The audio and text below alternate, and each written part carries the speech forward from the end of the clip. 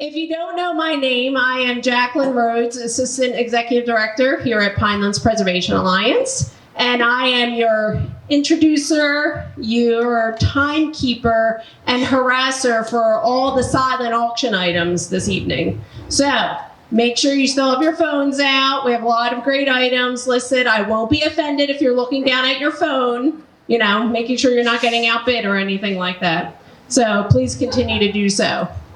So thank you all. I mean, it's great to see so many people in the room. PPA and the Pinelands are only as strong as our supporters, and seeing the crowd here tonight, I would say we are pretty damn strong, if you agree with me. Okay. All right, so like I said, my colleagues have said you don't have a lot of time to talk. So I get up here, I'm quick. So before I jump into our program, I just want to thank our steering committee members. So just wave your hand as I say your name. Some people may not be up here, but we got Kelly. Kelly, yes. Audra, Shanae, Saya, Jade, Takia, Becky. Oh, there's Becky. Oh. And Rachel, and of course Carlton, but we'll give them props in a little bit. So I, unfortunately, didn't do a whole lot, but that's why I got assigned this job. That's what happens when you don't go to all the meetings. Okay, so without further ado, let me first introduce our first speaker. It is our longtime board member and a founding trustee, Michael Galloway. And when I say long time, we're talking about greater than 3 decades. So I don't know many other board members that have served on a board quite that long and are still as active. He is on our executive committee, he is our nominating chair, and he's probably going to pick on some of you tonight about joining the board, so beware. But fun fact about Michael, he's also a singer and guitar player. He's not going to be able to share his creative talents tonight, but you should definitely look out for some of his songs about environmental issues. So let's welcome Michael to talk about our fearless leader. Thank you, Jacqueline.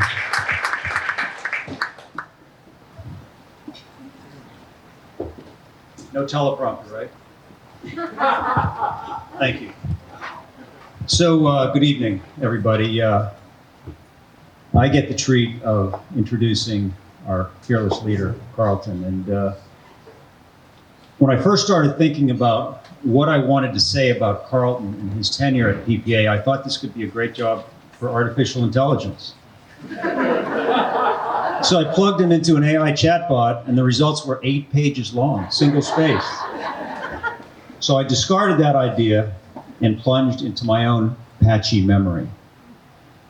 For those of you who think Carlton has been around forever, I'm here to tell you it's not true. We've been very fortunate to have had him for 25 years, but there was a BC before Carlton. And I know because I was there.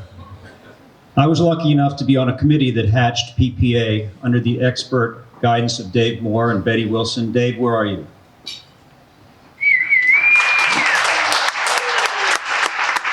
Yeah, PPA was Dave's brainchild, and Betty helped him execute that with some of us. In our early years, there was a lot of turmoil, but that turmoil had somewhat subsided, and we were finding our way with a small, scrappy staff and a pretty good board. Then the need arose for a new executive director. Most of you probably know Carlton's origin story. Yes, he had a life before PPA. Following a rather nondescript educational path, he had some kind of legal job defending white-collar criminals in Washington. And Carlton's father-in-law and Sarah's dad, Lee Rosenson, Sue's husband, our beloved former board member, told us that his son-in-law was looking to cleanse his soul and enter the environmental world.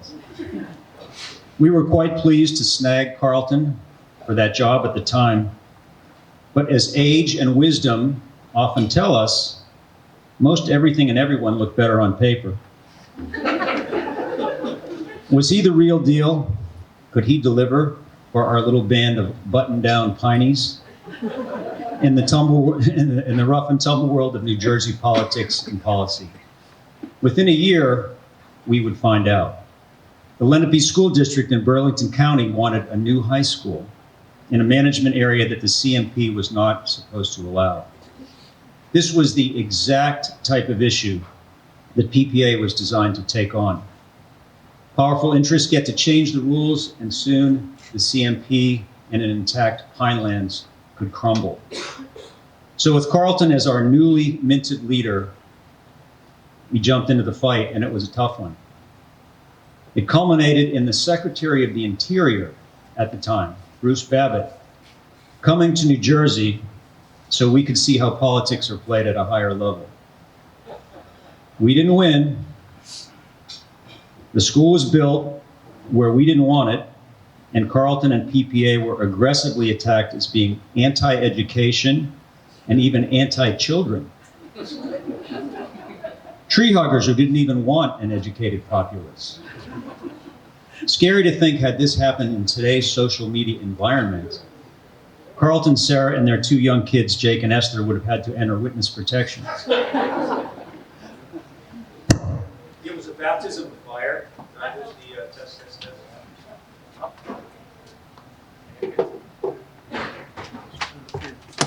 Blow the fuse, Michael. Blow the fuse. I've got a safe voice. Oh, nice job, thank you.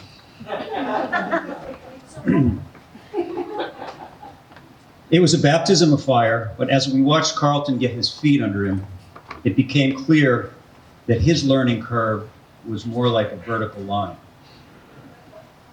His grasp of complicated issues, his principles, his passion, and his ability to work with people all quickly emerged, and we knew we had the right person for the job. Over the years, Carlton, you have become the voice and the face of PPA in the Pinelands. And we've been so proud to see you become one of New Jersey's most respected environmental leaders. Pipelines, ORV damage, aquifer depletion, and many more battles. You've led us in all of them. You've overseen so much growth in PPA. You've overseen so much growth. I don't think so. This way. Hold it this way. Okay.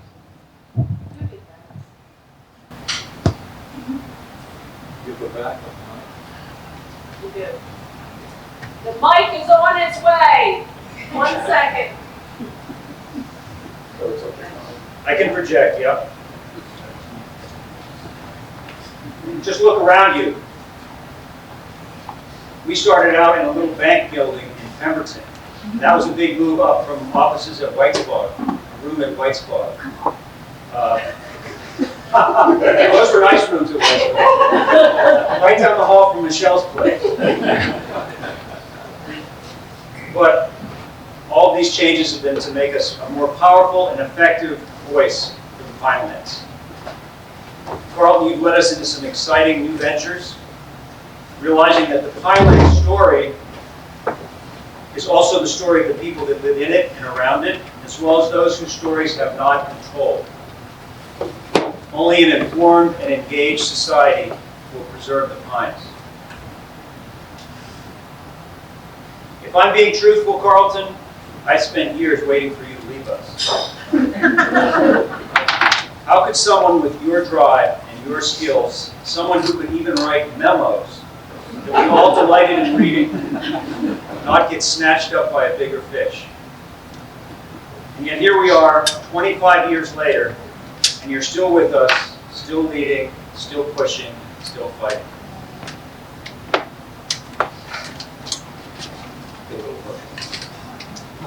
It helps to believe that we can give future generations more than just crazy politics, Amazon warehouses, Instagram, and an Eagles Super Bowl. we can actually show them that precious landscapes can be fought for and protected. We are so grateful that you chose to plant your flag in these New Jersey pinelands to lead our alliance. We know we won't have you forever, but we are all so thankful to have had you this long. PPA is a vibrant, growing, and persistent voice for protecting this beautiful landscape. And when your time is over, please know that you played an indispensable part in this story. Of course, the story never ends, but our story ends, not just quite yet. Thank you, Carlton Montgomery, from past, present, and future generations that love and will love this place.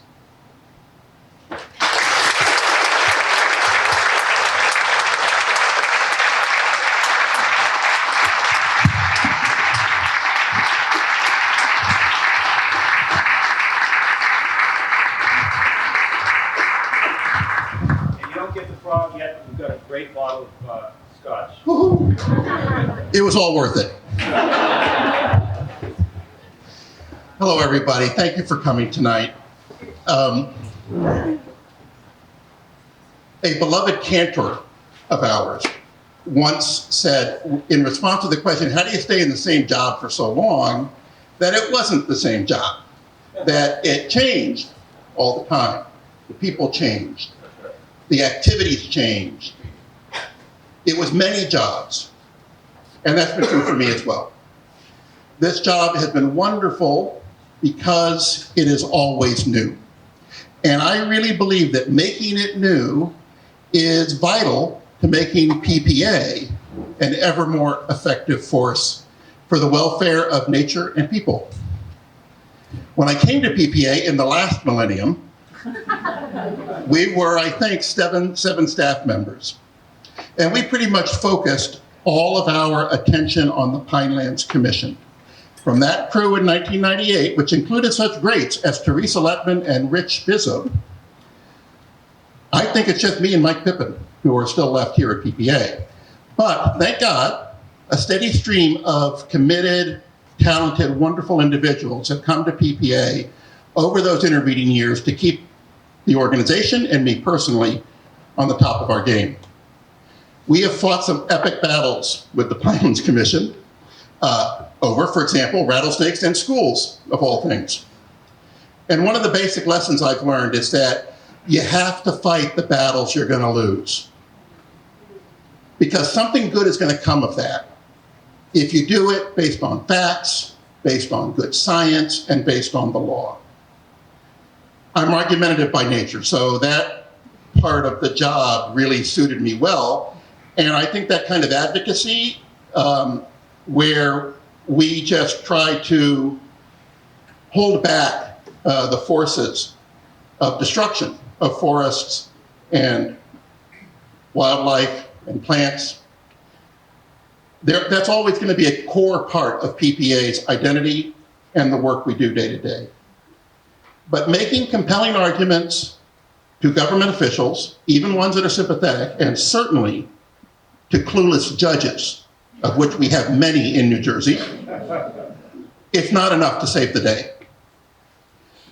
As an organization, we came increasingly to realize that we really had to look for new ways to connect with more people and to connect more deeply with people, as only people will move politicians and officials to do the right thing and not to undo all the beautiful achievements of the Pinelands movement.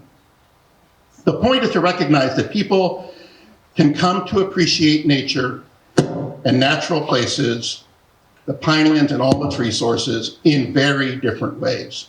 What touches and motivates one person is not the same thing that's going to touch and motivate another person. So we have been thinking a lot about how do we reach people where they live? How do we connect with natural resources to their concerns in ways that shift their thinking and also our own? This kind of broadening vision of what environmental advocacy means is one of our themes tonight. not just in my remarks. And really, it's what keeps me excited and makes me so grateful for all of the people who have enabled me to be part of this work, of this great work.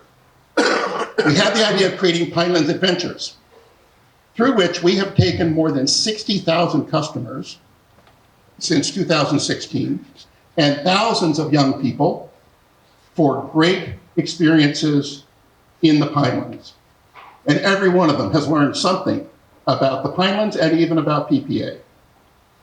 With the Pinelands is for Everyone project, we're making new friends and we're collaborating to make sure people can enjoy the natural places that they help to protect, regardless of what disabilities they may be living with.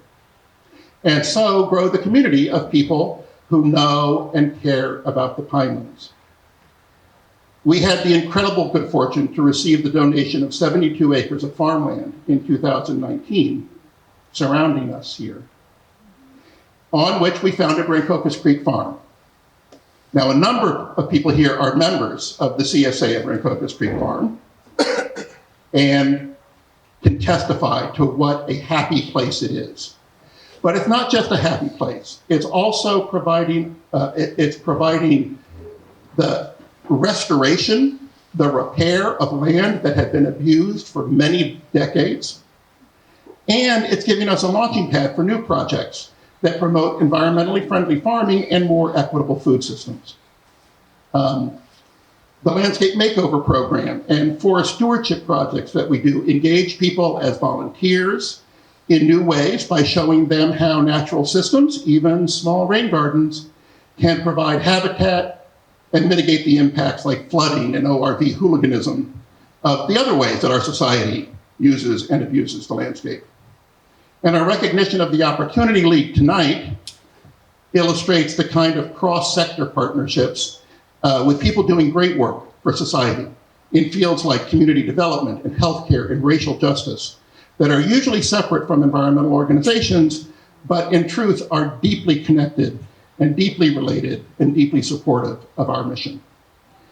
So I've been so fortunate to find PPA 25 years ago, to get hired here and to work with a phenomenal cast of talented individuals among the staff and the Board of Trustees and our friends and our supporters, and the boundless help and support of my wife, Sarah, and my family through 25 years of learning and winning some struggles and losing a lot of struggles, tearing my hair out about politicians and judges, Governor Kane accepted, being down at times about the frustrations that are involved in this kind of work, but also taking inspiration from pineys like our own Jason Howell back here. Yeah.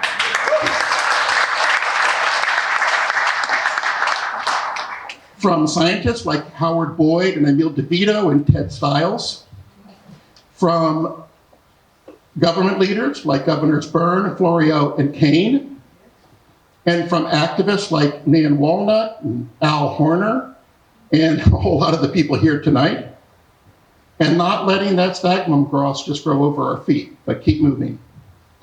So thank you for sharing this celebration with me and my family and Michelle and the Opportunity League team and all of our colleagues. And one last thing I need to make absolutely clear, this is not a retirement party.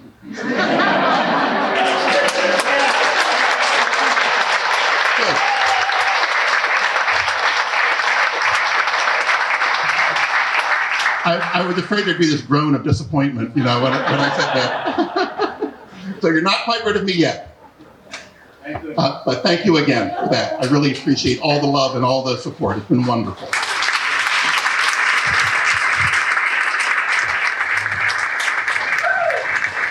Could you?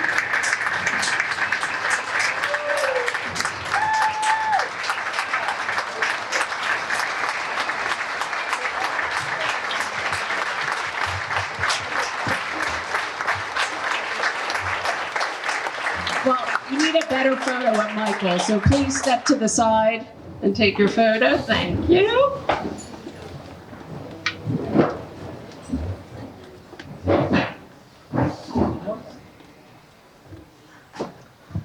All right. This is mine. That is yours, unless you want to leave it for the staff. we can have that later on. So I have the honor and pleasure of introducing Governor Tom King, 48th Governor of New Jersey. I'm sure most of you know his incredible history, background, and advocacy, especially on the part of the Pinelands. He was a voice then and continues to be today a strong advocate for Pinelands protections. He was one of 4 governors at the time, and I think probably one of the first ones to sign on to a letter speaking out against South Jersey Gas Pipeline. As we know, we won, right? But that definitely would have been detrimental not only to the plan, but also the landscape of the Pinelands.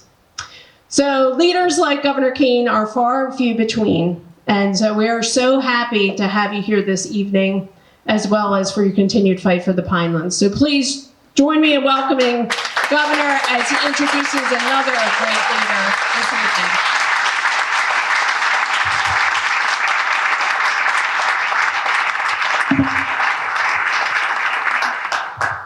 Thank you very much. Wonderful to see you all. It just reminds me of one story, if I could, a brief story. You know, seeing you all here reminds me of Governor Al Smith, who was governor of New York, first Irish Catholic candidate for president and all of that. When he was governor of New York, he was noted for campaigning harder and longer than anybody else. He'd have these long, long days, and one day he was campaigning up and down the state, and his 16th stop of the day was the prison at Ossining, which many of us know as Sing Sing. So all the prisoners are lined up for his last stop of the day, and he's a little bit tired, a little bit confused, and he starts up and he sees all the prisoners out there, and he said, "Fellow citizens." Now, as many of you know, they're not citizens. They can't vote. That was taken away. So an aide grabs him by the chance, governor, not citizens. So he gets, that's correct real fast. He says, "Fellow Democrats." And of course, the aide gets even more upset at that. So as he's trying to correct himself again, he says, "Anyway, it's so good to see you all here." But it is seriously good to see, in the rain and everything else, this many people here to celebrate this wonderful organization, to celebrate your years, and to celebrate you. My daughter called me, so I was leaving, and said, "What are you doing?" And I said, "I'm going down to the Pine Lounge." She said, "It's raining." I said, "I know that, but I'm going down because we're celebrating Michelle Byers." And she said, "What does Michelle Byers do?" I said, "Well, she herds sheep." But I said, "That's not the reason we're celebrating." We're celebrating because, as you all know, she's been responsible for the preservation of, I think, 60,000 acres. 60,000 acres she's been responsible for preserving in the state of New Jersey. She's been responsible for the founding and the support of so many important environmental organizations in the state, including this one. She's always been there for the right reasons, at the right time, for the right cause. And whether it's trying to put that damn pipeline to bed, or whether it's any number of other things, Michelle's always been there, and she's always been a leader. So we should celebrate her. We should cheer for her. We should emulate her. And because she now joins a pantheon of people you all know, Candy Ashman and Frank Parker and so many other people who have laid the groundwork of us sitting here today. And nobody has done more than Michelle Byers. Michelle, we're inducting you into the Hall of Fame? Yes. Hall of Fame. Hall of Fame. Michelle, come and be inducted.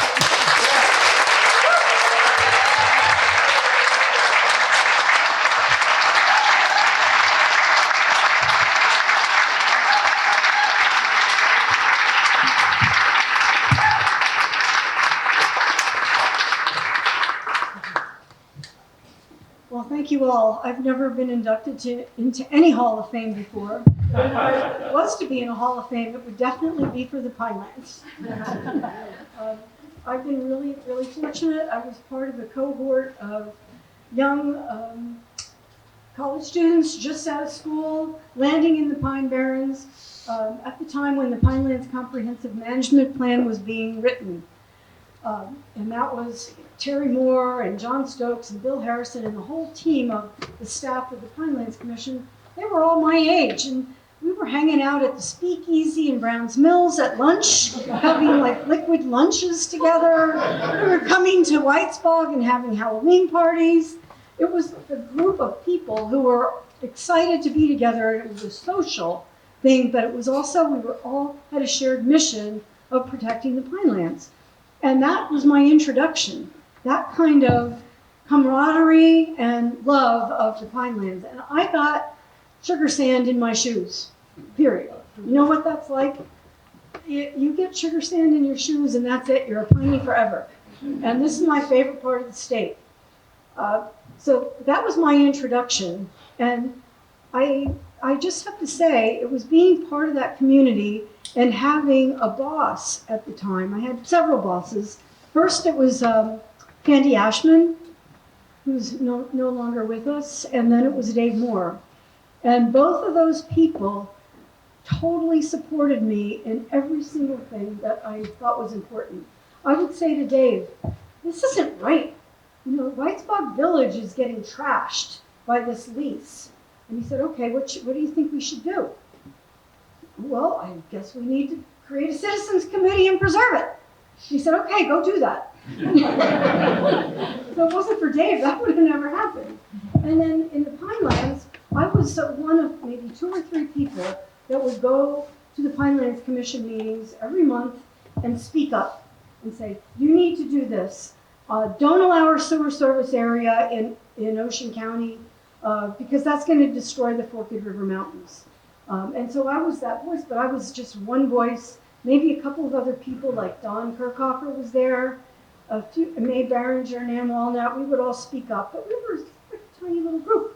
And so Dave Moore said, well, you know, maybe we need a watchdog group.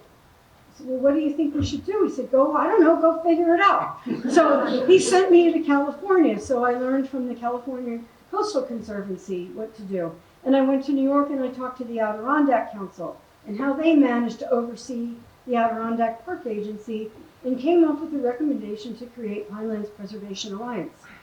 So that's what happens when you have a boss that understands that there's a problem that needs a solution and gives the wherewithal and the support and the leeway to find creative solutions. And that's what I had in my job. And as Carlton said, my job was never one thing. I was with the Conservation Foundation for 39 years. It was never one thing. It was always a new thing all the time. And I constantly grew with that and evolved, and it's because of the mentorship of Dave and Candy and the board. It's just, that's how it works with people. Right? You learn from people and you learn, you get your feet on the ground and you can figure out what your strengths are and how you can put them to work in a way that makes a difference. So that was a gift to me, and I've been so blessed to be in an environment like that, to have that career and that kind of support.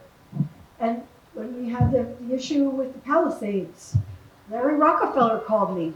Larry said, Michelle, you know, LG Electronics is going to build this big tower on the Palisades cliffs. It's going to ruin the Palisades. What should we do? And I said, well, I don't know, Larry. What do you think? He said, well, I don't know. You tell me. And I said, well, I think we have to go to our elders. And Larry said, well, who are the elders? Well, I think it's the former governors who have shown leadership in the environment. So I first talked to Governor Kane, and he said, sure, I'll sign on the letter. And then Whitman said yes, Florio said yes, Byrne said yes, and then we had 4 governors writing to Chairman, I think it was Koo, of LG Electronics in Korea saying, you can't do this, you can't destroy the cliffs. So that's how those things happen. With people who you know are like-minded, who care, and can all come to rally together. So I am, more than honored to be inducted into the Hall of Fame of the Pinelands. And obviously, I adore Carlton. You couldn't have a better person leading the Pinelands effort. That's been lucky for all of us, and many more years to come. And the last thing I'll say is the most important thing to me is love. It's love of the land. You get to love the Pine Barrens. Everyone needs to come to the Pine Barrens and find their own way of loving the Pine Barrens and loving the land in general. That's it. And loving each other. And everything beyond that, you can figure out. So thank you all. I'm so honored. Thank you.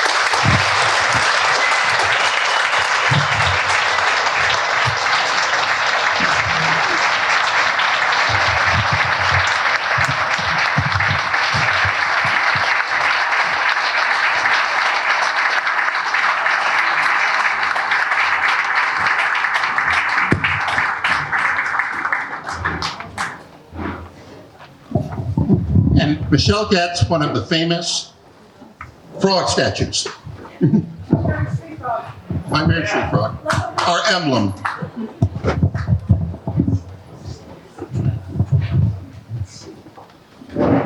All right, nearing the end of our program here, and I'm going to introduce Frank Latham, who's going to give our Catalyst of Change Award. Frank is the grant manager, advocacy coordinator, and principal presenter for the New Jersey Council on Developmental Disabilities. He has been a great advocate and supporter for our work, Pinelands is for Everyone, and our Access Nature work. And if you happen to recognize the last name, he is also the father of our lovely Jade here at PPA. So he should get a round of applause just for that. So Frank serves as board chair for the Opportunity League, and let's hear more about this wonderful organization.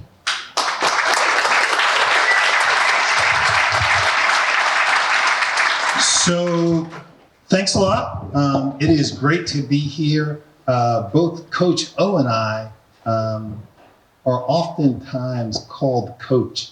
And the reason that is so important is we live our lives around what time is all about. Carlton, watch this.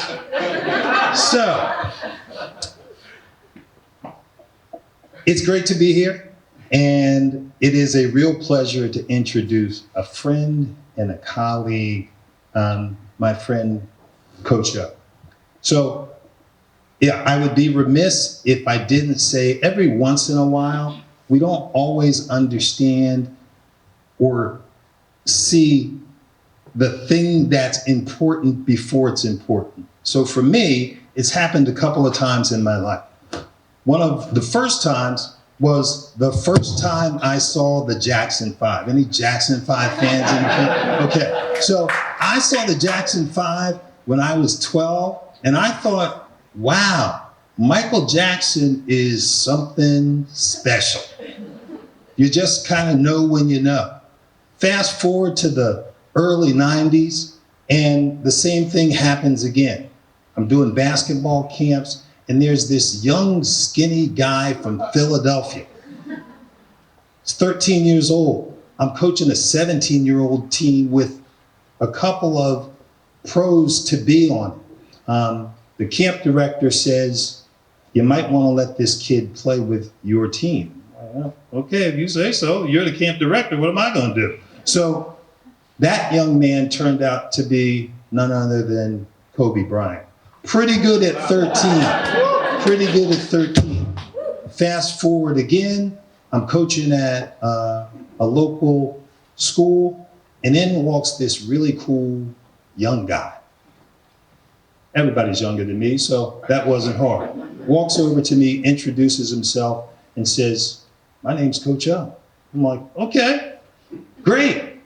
We meet, we talk. I could tell almost in an instant that that was somebody who was special. And the reason he was special was because he was a leader.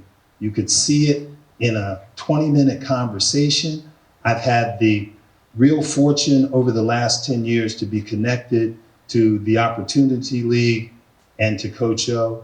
And what I will say is he is absolutely something special, like Michael Jackson, like Kobe Bryant. It is my pleasure to introduce my friend, my colleague, and somebody I consider a brother, Coach O.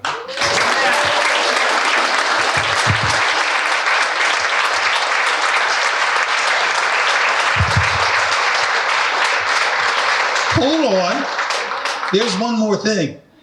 I yielded some of my time because if you've ever heard Coach O talk, you might be in for a long one. First and foremost, I am not Kobe Bryant. So with that being said, two things real quick. First, I wrote my speech here tonight with the idea that the Phillies were going to be playing tonight. So luckily for all of you, it'll be short, all right? It'll be nice and short.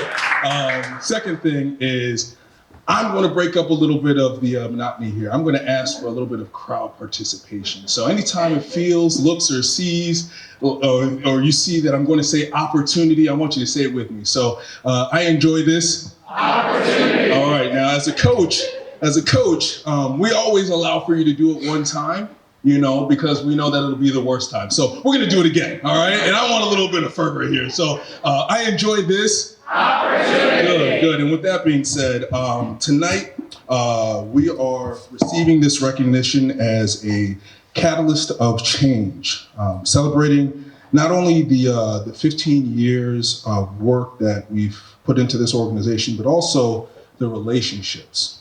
Okay? And I think that's the most important thing that we've built over the years. It has been my estimation that to be a catalyst of change, you must also be an agent of opportunity. An agent of opportunity. That's right. All right. But what is opportunity, right? If you look on Google, opportunity is a time or a set of circumstances that make it possible to do something. But to me, opportunity is when an idea is met with action. Okay? For those who don't know me, my name is Seya Omuso, and for many of my colleagues, friends, and family, I'm also called Coach O. All right, it's a lot easier, right? I'm the son of two immigrant parents who are here this evening, who I adore greatly.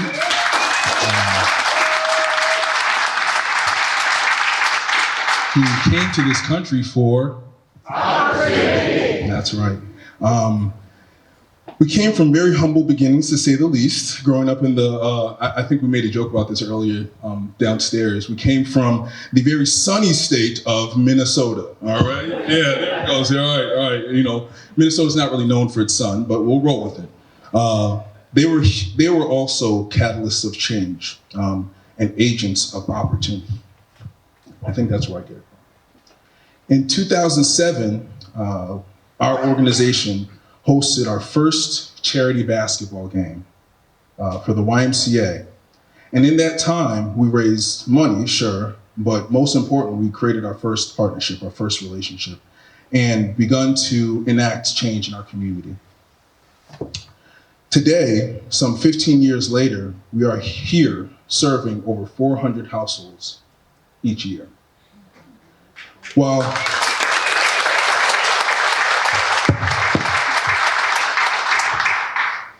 the number of people we serve is nice, change really grows in the depths of the relationships that we've built. A year ago, I came to this farm as a fellow grant awardee through the Robert Wood Johnson Foundation, hoping to enact change in our community in a way, that we see health. And how we experience health in our community. In this short time, we've had about 20 students enjoy the PPA facilities in the Pinelands and have been able to offer our students something that they have not had an opportunity to experience in a setting that they've never really had an opportunity to enjoy. We helped almost a dozen families gain access to healthy food options via the CSA program, thanks to Farmer Jeff over here. Shout outs to Farmer Jeff. And we are working in communities to ensure families have access to resources like SNAP so that they can enjoy a healthier lifestyle, as well as bringing Burlington County its first nonprofit community-based grocery store.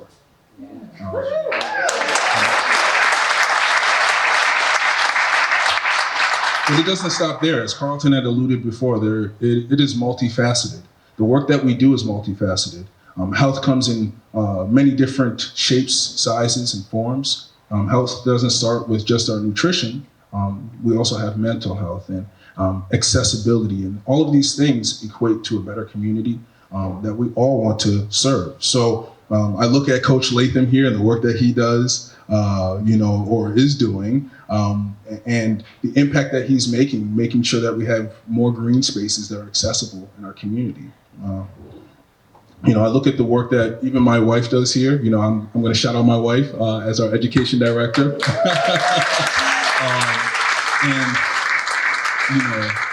She has this daunting task of working with teenagers. All right, so yes, teenagers, right? And teenagers who had a unique experience the last 3-4 years with the pandemic. And so the work that she does is part education and mainly mental health, and that is important. So we are just at the precipice, at the beginning of the work that we can accomplish together, and having an impact where everyone can enjoy the spaces, the places, and the things that we have come here tonight to celebrate.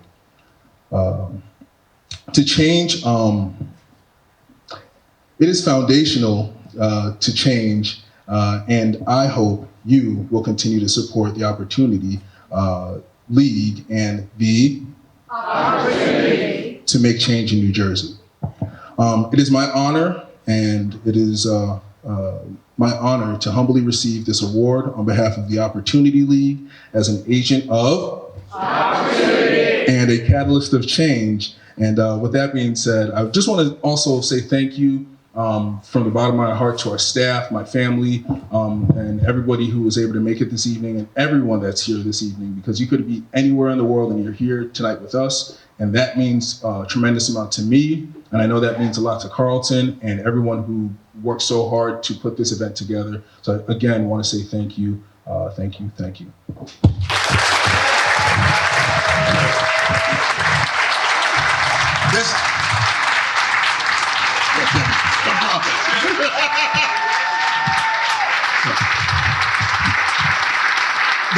This is the first inaugural Agent of Change Award that we're doing because we feel like these new relationships, these new partnerships create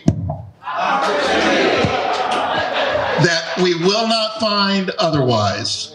And I really hope everybody in your volunteerism, in your philanthropy, in your jobs, come into things with an open mind about finding new connections, new relationships that are greater than the sum of the parts, which I think we have here. Thank you.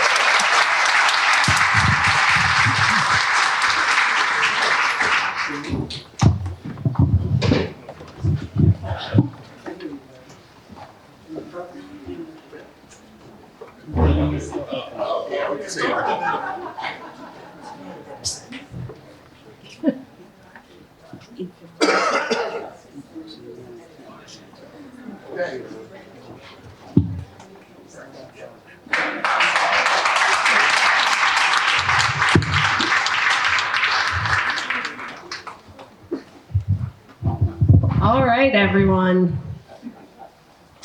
Last but not least, I get to introduce Becky Free. Becky has been my partner in crime here at PPA for the past 16 years. And actually, the two of us have been at PPA the longest after Carlton and Mike Pippin. We actually have a few other things in common. We both have 2 boys. They're probably about the same age apart. We both went out on maternity leave shortly after starting at PPA. Carlton wasn't too happy. You could see him shaking his head up front here. But don't worry, Sarah straightened him out. Thank you, Sarah. But most importantly, we both have a love for the Pinelands, PPA, and all the work that we do here. So I can't see no better person to introduce 2 of our great former staff members than Becky.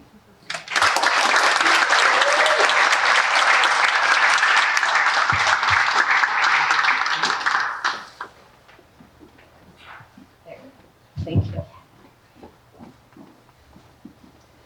When you work for a nonprofit organization, you make a choice.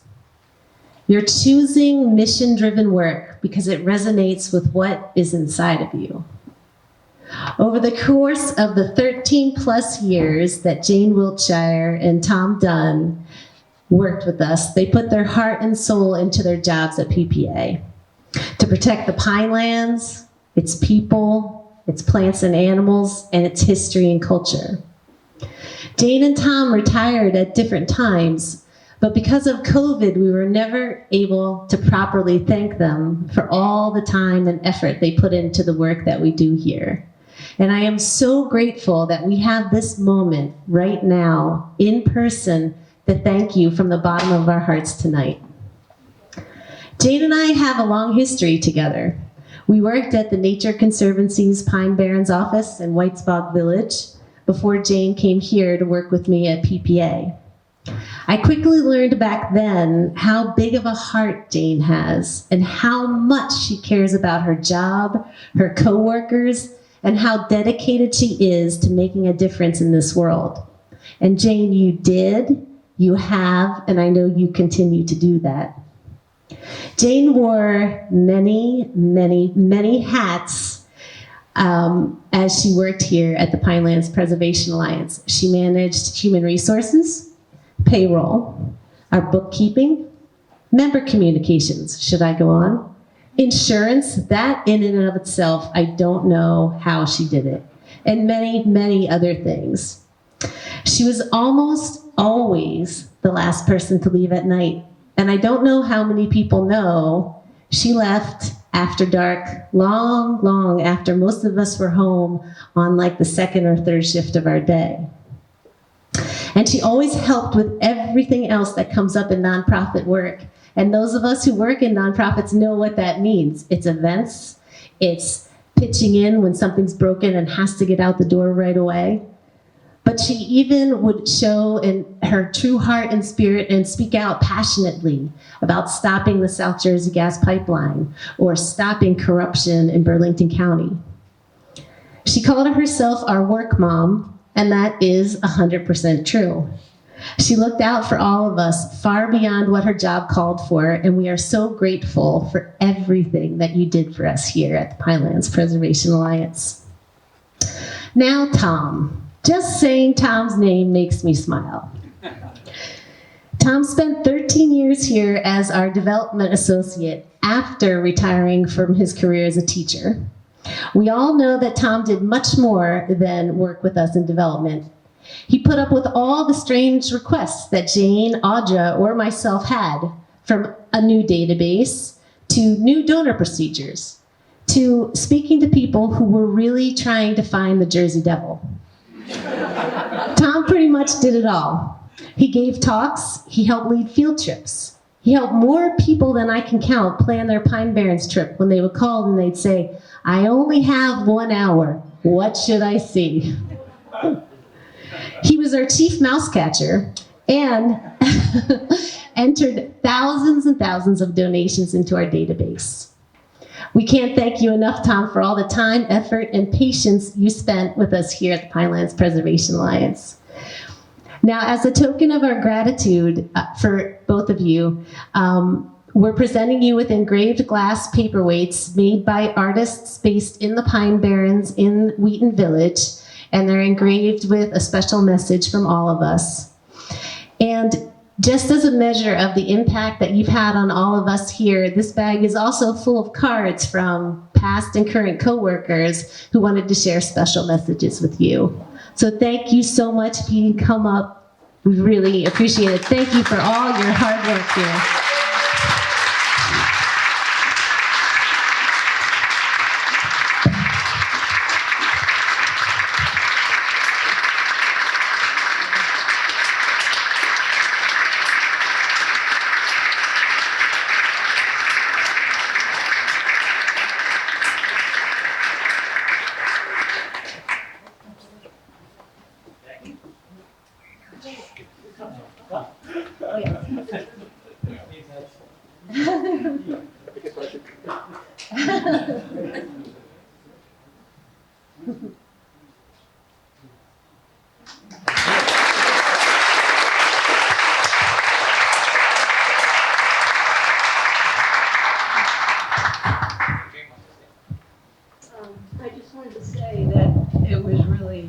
privilege working with all you great tree huggers. And really fun, hard work. I learned so much. And Tom and Becky and I shared an office, and one of the things I was reminding Tom was, remember when we used to tell Becky really weird things about the Catholic Church? Because we grew up in the Catholic Church, and I had to say, Becky is a perfect heathen. She was pretty astonished at some of the things we told her. But it was really fun, and it was really a privilege, and working with Carlton and all you guys. It was really a great job, and I love it. And I just want to say one more thing. At the 30th anniversary celebration, I made this little toast to the Pine Barrens, and I just want to say that real quick. And that was Pine Barrens. Thanks to Governor Byrne and the Kirkwood Cohancy, the Pine Barrens are a place you would not call fancy, but home to turtles and dragonflies and bog asphodel. Not fancy, but really swell. And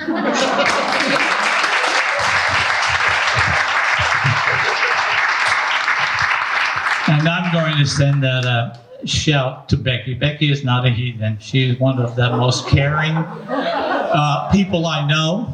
And, I wish I could be as caring as she is and work as hard as she did. And last but not least, I drove into the New Jersey Pine Barrens in the early 1970s. And a friend of mine said, let's go canoeing. So we chipped in for a Sears canoe, and we took to Lake Oswego, and we made the mistake of going up the river instead of down the river. And we learned a lesson, that two people in a canoe cannot go under a fallen tree at the same time. So that was the first lesson. And the second lesson was about the same time. I drove a 1972 Pontiac Firebird into the Pine Barrens in sugar sand. And if you know about that, it took me a while to get out. So, and thank you very much.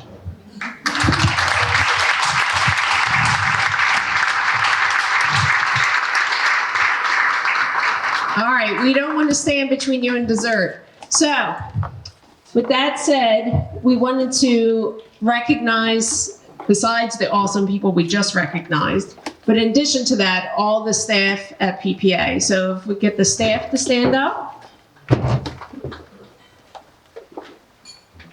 And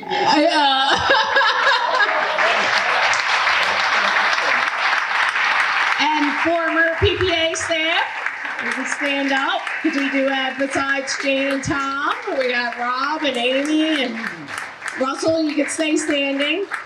And the Opportunity League is stand up.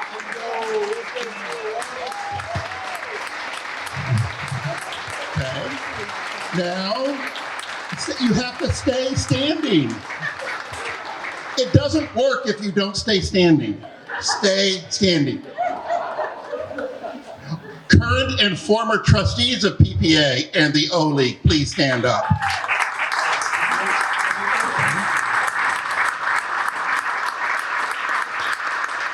Now, everybody who's part of this community that makes it all possible, because you love nature, you love the Pinelands, you love your communities. Everybody stand up. Now, dessert. And vote. Don't forget, you got 6 minutes left for the auction.